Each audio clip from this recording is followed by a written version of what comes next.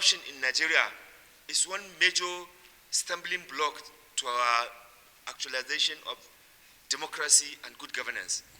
The Executive Director of Civil Society Legislative Advocacy Center (CISLAC), Awa Ibrahim Musa, briefing journalists on the Corruption Perception Index of Nigeria, Africa's most populous nation. The executive director said the Corruption Perception Index decreased by a single point from 25 to 24 points out of 100 points. He further stated that though the index does not show specific indices of corruption, it indicates the perception of corruption in Nigeria. The Corruption Perception Index result comes at a point when Nigeria, as a country, is battling with rising nationwide insecurity, higher unemployment, and damning revelation around public finance management.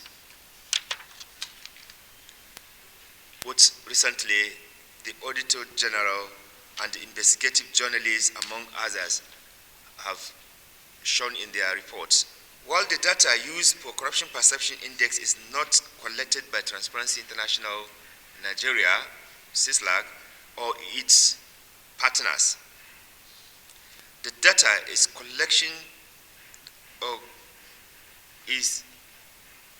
gathered by independent and reputable organizations with sound methodologies.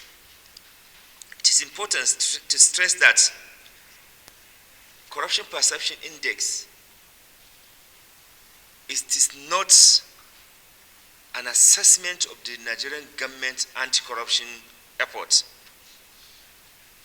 We are not measuring the performance of government's anti-corruption. Neither are we also measuring the performance of EFCC or ICPC. It is rather focusing at public sector corruption. The executive director is not alone in this briefing, as other colleagues made contributions. The systemic corruption in the Nigerian police force has sadly continued unabated, and with the police at the front line of Nigeria's criminal justice system with enormous powers to investigate and prosecute crimes.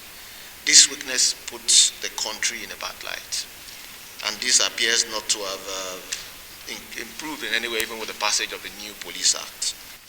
Nigeria's anti-graft agencies have made considerable progress in their efforts to combat corruption in 2021, with an increase in convictions, mostly affecting the internet fraud problem that has become endemic in the country. However, high-profile convictions of politically exposed persons across political, regional, and any other form of divide has fallen short of public expectations. While we commend the arrest of cyber criminals and call on the anti-graft agencies to do more, there is a need to investigate high-profile political cases, including those of individuals who have switched political affiliations. They, however, made this following recommendation. There is also a need to operationalize the anti-corruption strategy to ensure that anti-corruption efforts are not concentrated at the federal level alone. Also, other arms of government need to be involved in the fight against corruption. It should not be left to the executive arm alone. CISLAC is a non-governmental, non-profit advocacy information sharing, research and capacity building organization.